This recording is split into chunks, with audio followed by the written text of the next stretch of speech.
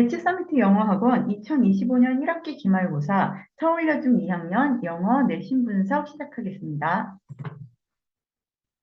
이번 서울여중 2학년 내신 시험의 특징은요. 첫째, 문법 문제의 비중이 높았습니다. 기본적으로 중간고사를 보지 않았기 때문에 기말고사 시험 범위가 넓었고요. 그 중에서도 문법 문제의 범위가 넓어졌습니다. 그래서 범위도 많았고, 그리고 다양한 문법의 문법 문제가 출제되어서 평소에 문법 기본기가 조금 부족하거나 아니면 문법은 좀 약한데 라고 생각했던 학생들은 이번 내신 시험 준비하면서 좀 어려움을 겪었을 것이라고 생각이 듭니다. 자, 두 번째, 영작 문제 출제인데요. 필요 단어의 일부분만 제시하거나 변형하는 형태로 영작 문제가 출제되었습니다. 세 번째, 다양한 형태의 어휘 문제가 출제되었는데요. 대화문의 빈칸을 6군데 이렇게 빈칸을 만들어 놓고요. 그 부분에 들어갈 어휘를 고르는 6점짜리 문제가 사다평으로 출제되어서 어휘를 꼼꼼하게 외우지 않은 아이들의 경우 고득점을 받기 어려웠습니다.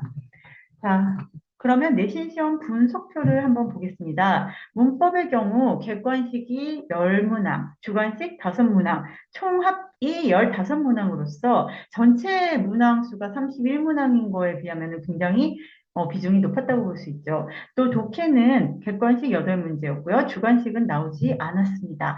어휘의 경우에는 객관식 4문제, 주관식 1문제 이렇게 비중을 차지했고요. 대화문의 경우 객관식 세문제가 평이한 수준으로 출제되었습니다. 총합으로는 객관식이 25문제, 주관식이 6문제에서 총계는 31문제가 출제되었고요.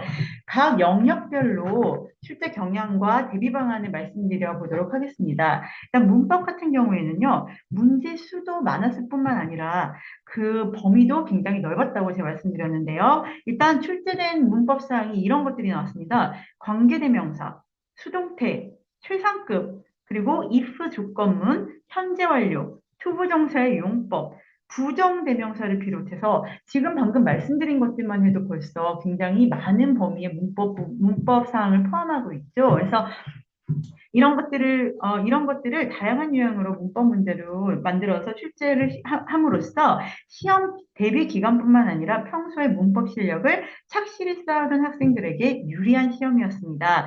다만 본문을 변형한 형태의 문제는 약간 문법 실력이 약간 부족한 학생이더라도 철저한 본문 암기를 통해 맞힐 수 있는 부분이 있었습니다.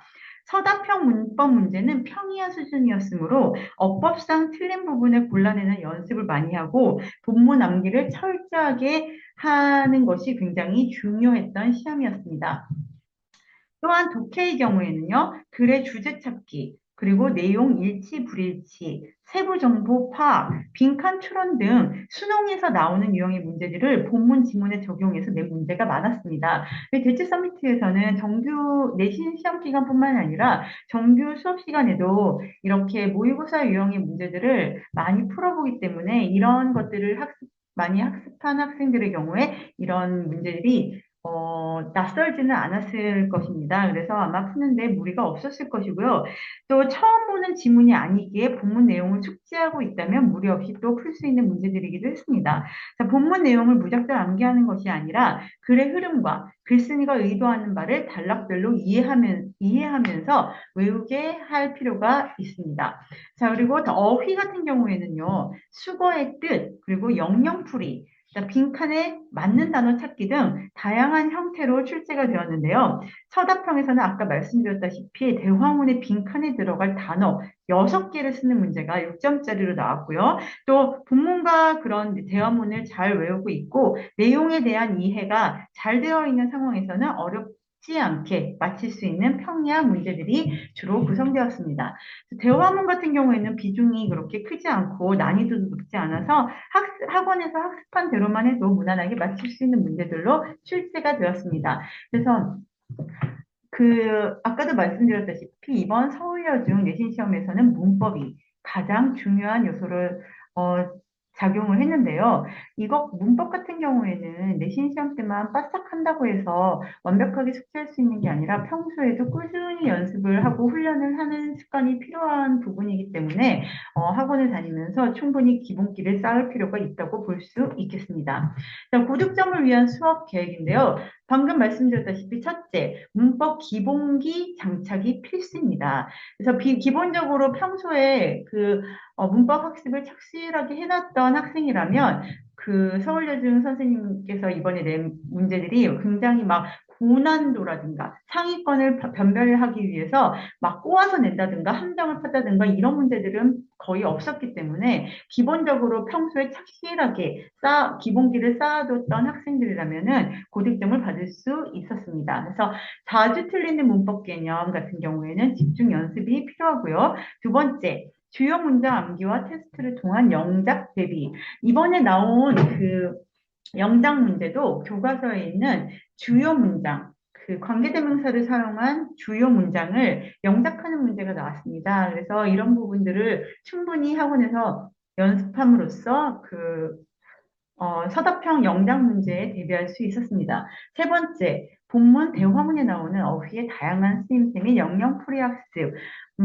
그렇죠. 어휘가 다양한 쓰임새가 있다는 것을 다이어도 있고요. 그리고 어떤 특정한 어휘가 다양한 경우에 이렇게도 쓰이고 저렇게도 쓰인다는 것을 평소에 다각도로 알고 있어야지 풀 수 있는 문제들이 있었습니다. 그래서 평소에도 어휘의 다양한 쓰임새를 익혀두는 것이 아주 중요하고요. 영영풀이 또한 저희가 많이 연습시키는 부분인데요. 이번에 시험에 영영풀이가 나옴으로써 이 부분을 연습 많이 한 학생들은 고득점을 받을 수 있었습니다.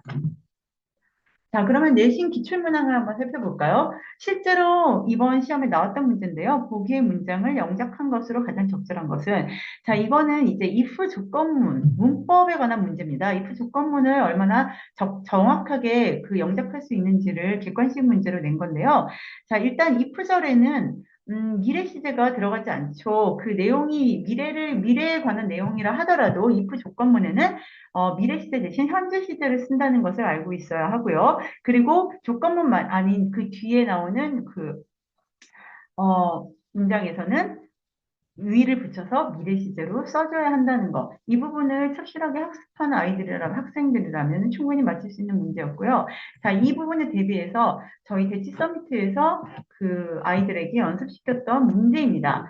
자, 보면은 예문이 똑같죠. 만약 얘가 서두르지 않는다면 버스를 놓칠 것이다. 아까는 이제 객관식으로 나왔고 이번에는 아예 전부 완전한 문장을 쓰도록 사사평으로 나왔다는 거, 영작하도록 나왔다는 거, 이 부분만 다르고 모든 것이 같기 때문에 이런 식으로 연습을 한 학생들 같은 경우에는 틀림없이 맞힐 수 있었던 문제였습니다. 두 번째 문제 같은 경우에는요. 두 번째, 이번에 출제된 문제 중에 빈칸 A에 들어갈 말로 가장 적절한 것은 이라는 문제가 있었는데요. 이 내용은, 대화문입니다. 그래서 대화문에서 지금 Why do you have all those old clothes? 자, 너는 왜 그 낡은 옷들을 왜 가지고 있니? 했더니 이것을 B가 자신은 벼룩시장에 그걸 팔 예정이라고 합니다. 그랬더니 A가 나도 갖고 있는데 이 다음에 B가 할 말로 가장 적절한 것은인데요. 여기서 Why don't you join me라는 표현을 정확하게 알고 있는지 그 부분에 대한 것을 묻는 문제였습니다. 자, 1번, 2번, 3번, 5번 같은 경우에는 자세히 읽어보면은 A에 들어가기에는 좀 문맥상 말이 안 된다는 걸 알 수 있고요. 4번의 경우 그렇다면 이번 주 토요일에 나와 같이 가지 않겠니? 나한테 나와 뭐 조인하지 않겠니? 하면서 권유하는 것. Why don't you가 권유라는 것을 학습하는 학생들은 4번을 마칠 수 있었습니다. 자, 그러면은 이 부분에 대해서 대치 서미트에서는 어떤 식으로 연습했는지 살펴볼까요? 네, 보면은 똑같은 지문이죠. 대화문의 경우에는 이제 교과서에 있었던 것이기 때문에 같은 게 나올 수 있지만 이제 똑같은 부분에 밑줄을 그어놓고 이 부분에 들어갈 문장을 고르는 문제가 저희 그 학생들이 연습한 문제에 나왔습니다. 그래서 빈칸에 가장 알맞은 것은 여기서 같은 경우에는 당연히 1번 Why don't you join me this Saturday? 이 문장이겠죠. 그래서 이 부분을 학습한 학생들은 충분히 뭐 쉽게 맞힐 수 있는 문제였고요. 자, 그 다음에 실제 기출 문항 세 번째입니다. 제 본문의 내용이 본문 지문이고요. 결승선을 넘은 사람은 어떤 것이든 할 수 있다라는 이 본문에 있는 문장을 영작하라는 문제가 나왔습니다. 그래서 관계대명사를 사용해서 anyone who crosses the finish line can do anything. 이 문제를 쓰는 이 문장을 영작해서 쓰는 것이었는데요. 이제 관계대명사를 얼마나 정확하게 알고 있느냐. 그리고 관계대명사 후에 뒤에, 주격 관계대명사 뒤에 나오는 그 동사는 그 앞에 나오는 선행사와 시제, 그리고 수의 일치를 시켜야 한다. 이런 부분을 얼마나 정확하게 알고 있는지를 평가하는 문제였습니다.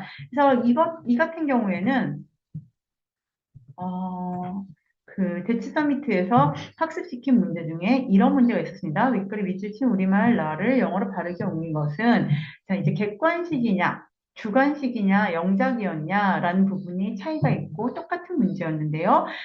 이렇게 객관식 문제로도 똑같은 부분을 연습시키기도 했지만 기본적으로 본문의 내용은 전부 다 암기하도록 매번 수업 시간마다 테스트를 하고 또 안 되는 부분에 대해서는 반복 학습을 시키기 때문에 대치 서미트에서 뭐 내신 시험 공부를 한 학생들 같은 경우에는 다 마칠 수 있는 문제였습니다.